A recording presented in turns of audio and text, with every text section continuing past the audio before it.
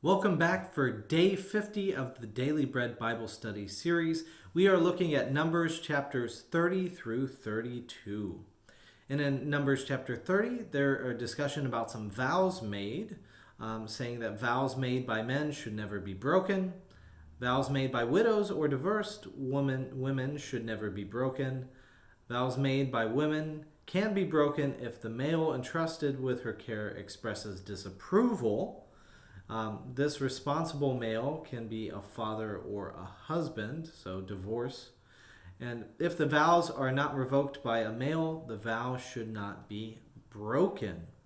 So, last time we had some good things towards the daughters of Zelophehad getting inheritance, but now it feels more male centric again in Numbers chapter 30. In Numbers 31, there's the war against Midian. And one last command of Moses from Numbers 31, verse 1, the Lord said to Moses, saying, "Avenge the Israelites on the Midianites. Afterward you shall be gathered to your people."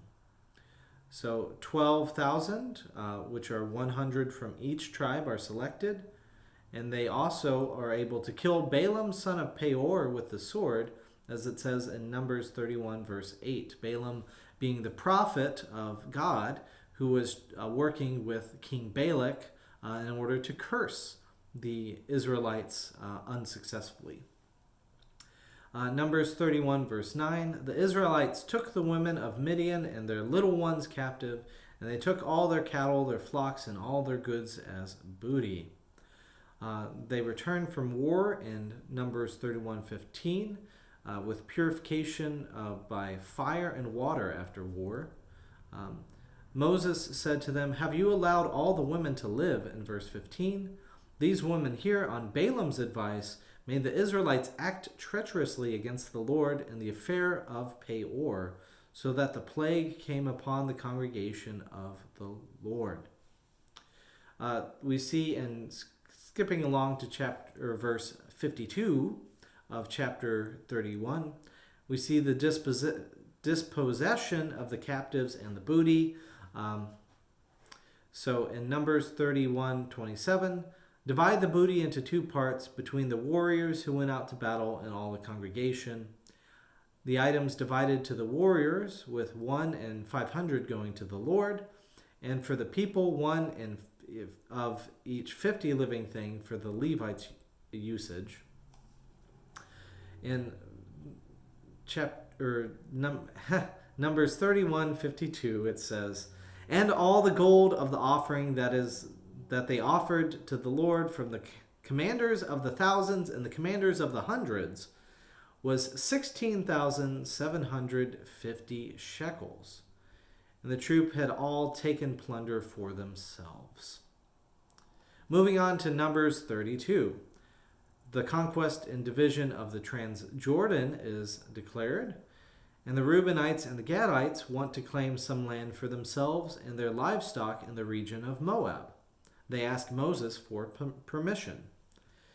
We see the discussion in Numbers 32, verse 6. But Moses said to the Gadites and the Reubenites, "Shall your brothers go to war while you sit here? Why will you discourage the hearts of the Israelites from going over to the land that the Lord has given them?"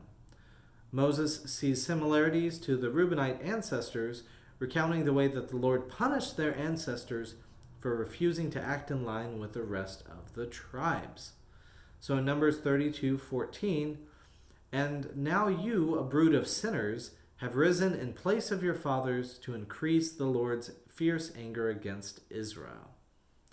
So instead of being like the Reubenites of old, the Reubenites and Gadites they take a vow and make a promise.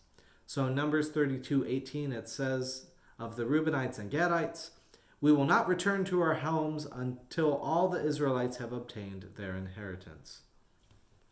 Moses is a little cautious of them and says directly in verse 24, "Do what you have promised." Interesting, another tribe gets added to the list of those who will inherit the land of Gideon. The half-tribe of Manasseh, son of Joseph, gets allocated that as well too.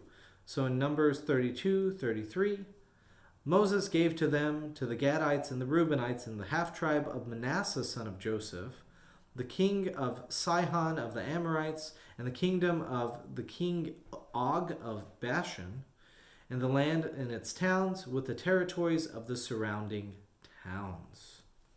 So that is the distribution of that area, and that's all we have for today. I look forward to seeing you again next time.